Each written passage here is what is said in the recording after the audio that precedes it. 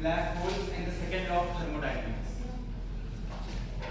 So this talk will be based on a 1972 paper by Jacob Bekenstein, which is also named the same, black hole and the second law. And this paper is seen as to be the birth of the field of black hole thermodynamics. And this paper launched black holes as thermodynamic objects, and not just curiosities arising in general relativity. So,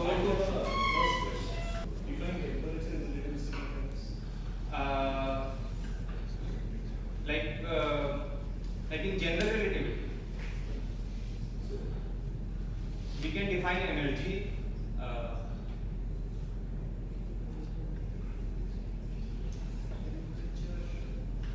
like in this case of thermodynamics, we define the temperature of the horizon using the surface gravity. And so to put you all in the shoes of Jacob Bekenstein and what things that he knew at that time, we will run through a timeline of events. So in 1915, as you all know, Einstein generalized his special relativity to be general relativity, which was not more than one line. Not more than one line of text in this line. Even if you are presenting a timeline, just present the year, the date, and explain to me what you are trying to say. So don't read that.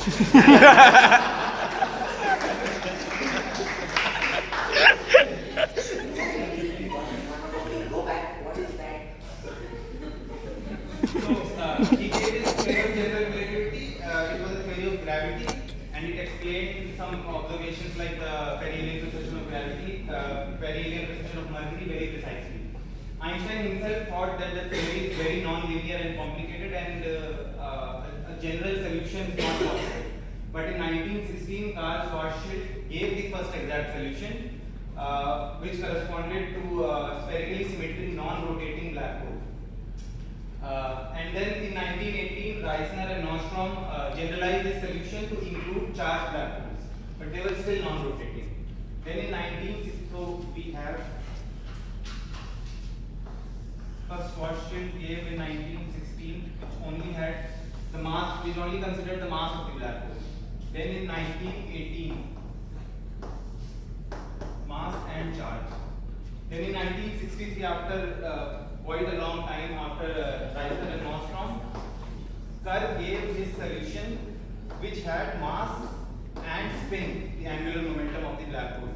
So it described a massive black hole with angular momentum, rotating black hole. Then in 1965, 2 years after that, Kerr-Newman solution was given, which had everything: mass, charge, and angular momentum. So in 1965, the complete black hole solution was formulated.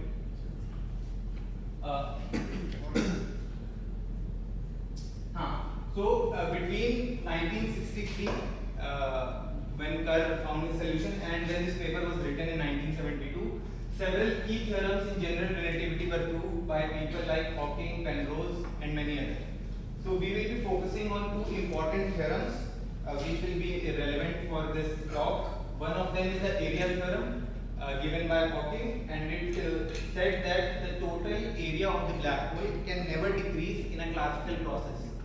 So it can either increase or remain the same. Then there was the no-hair theorem, which said that a black hole is completely described by three parameters: the mass, charge, and its angular momentum. So if we know these three parameters, every black hole which has the same three parameters will be completely equivalent. So we'll talk a little bit about what are black holes. So black holes are astrophysical objects formed primarily due to the collapse of massive stars, and black hole is recognizable by its horizon. So you have a black hole, and this the outer, not surface, but the outer region is called the horizon, and the property of the horizon is once you enter the horizon, you cannot escape. There is your future does not, your future light cone is entirely inside of the black hole, so you cannot escape the black hole. And in the case of the Schwarzschild black hole, which was formulated in 1916, your future lies entirely in the singularity, which means no matter what you do, you will eventually end up in the singularity and die. So let's start with the Wittgenstein's argument. So consider a black hole of mass m,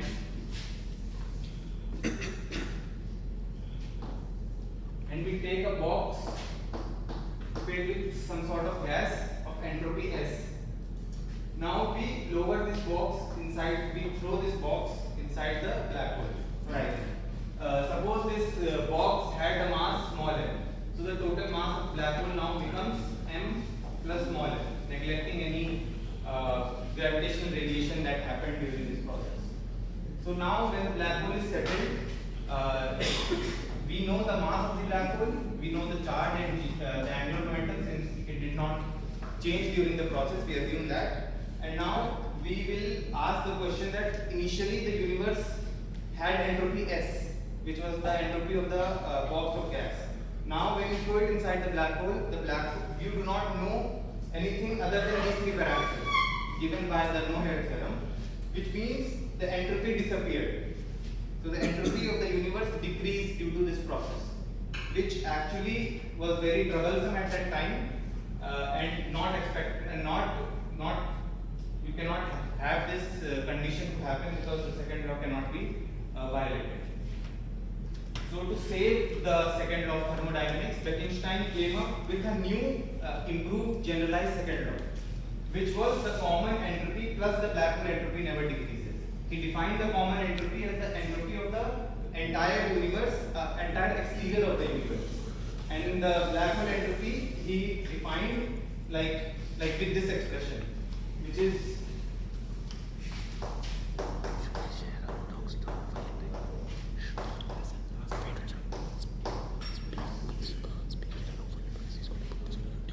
here A is the surface area of the horizon. Boltzmann constant and the Planck length or the Planck area is inserted here for the sake of dimensions, that the entropy should have dimensions of the Boltzmann constant, and hence the 1 by area and area will cancel. And this is a dimensionless number that we will determine later. So yeah, so formula is not random. We can the entropy of the black hole is related to its surface area. This must come as a surprise because we think that entropy is associated with the bulk volume of things. So why is it associated with only the surface area and not the volume of the black hole? So we saw that in the area theorem, which proved that the area of the black hole can never decrease and only can remain constant in very certain cases. So this is entropy-like behavior. So Wittgenstein hypothesized or conjectured that this must be the form of the black hole entropy. So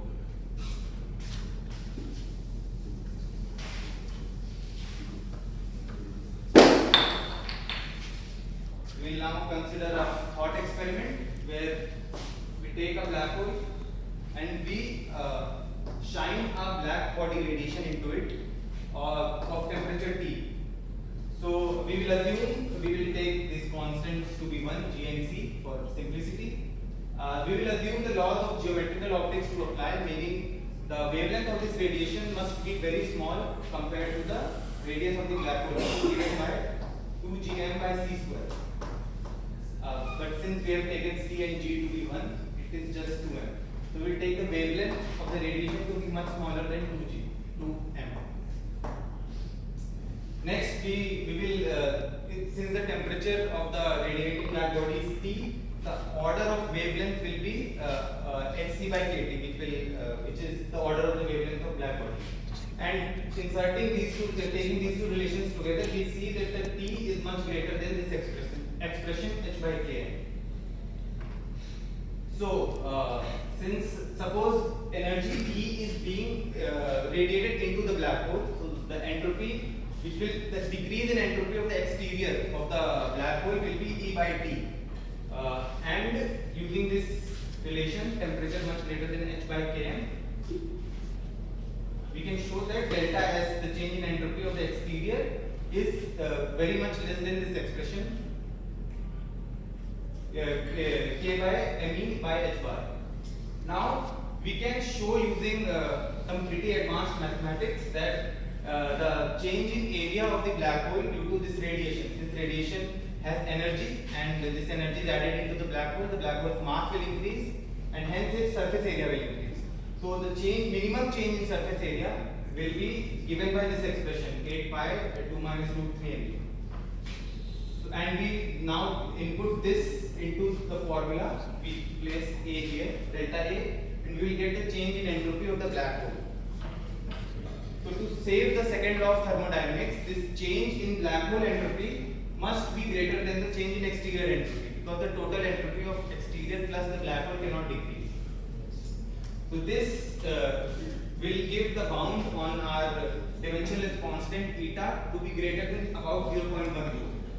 And the thing is that later, 2 years later, Hawking, using a more precise calculation using quantum field theory in curved spacetime, he showed that this constant will be exactly 1 by 4, which is 0.25.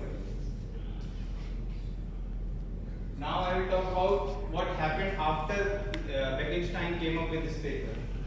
So in 1973, these three people, Bardeen, Carter, and Hawking, they formulated a complete thermodynamics of black hole, which had all its 4 laws, analogous laws in general relativity that are there in normal thermodynamics.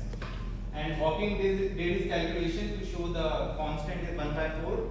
And Hawking also published a paper in which he showed that the black holes also have a temperature and entropy. So and the black holes also radiate radiation as a black body of temperature T. So this made black holes as fully thermodynamic objects. So a very important question arises that if black hole has entropy, then what are its microstates? So what is the microscopic theory of this black hole entropy? So currently we do not have a very well defined theory which gives us the correct microstate counting of the black hole. But this is a job for any quantum gravity theory, that it must give a way to calculate the microstate, count the microstates of a black hole. A very big step was taken in 1996 by Schrödinger and Baca, where they showed that in certain classes of black holes in 5 dimensions, the Bekenstein-Hawking formula is recovered using string theory. So any further quantum gravity theory must have this property. So that's it. Thank you.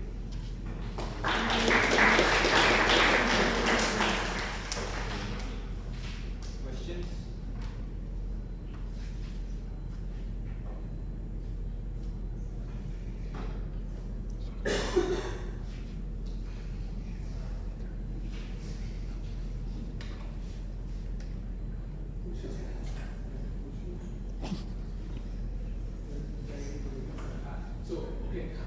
Area does not decrease, but would there be an issue if I take it to be area square or area cube?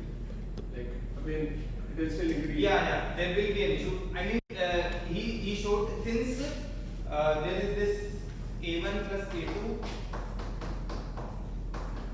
greater than the new area, and also we have in thermodynamics the additivity of the entropy. So S1 plus S2 gives like it should be greater than the final entropy of the system.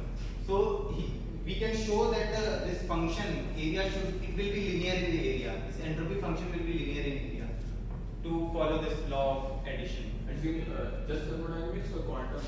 No, just classical thermodynamics. Aside from string theory, there is no other. There are loop quantum gravity did try to do it, and they did show, but they have to fix some parameters externally to match the conditions.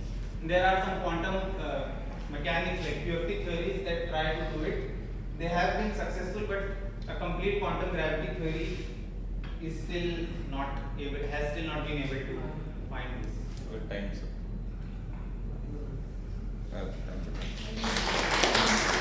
Thank you.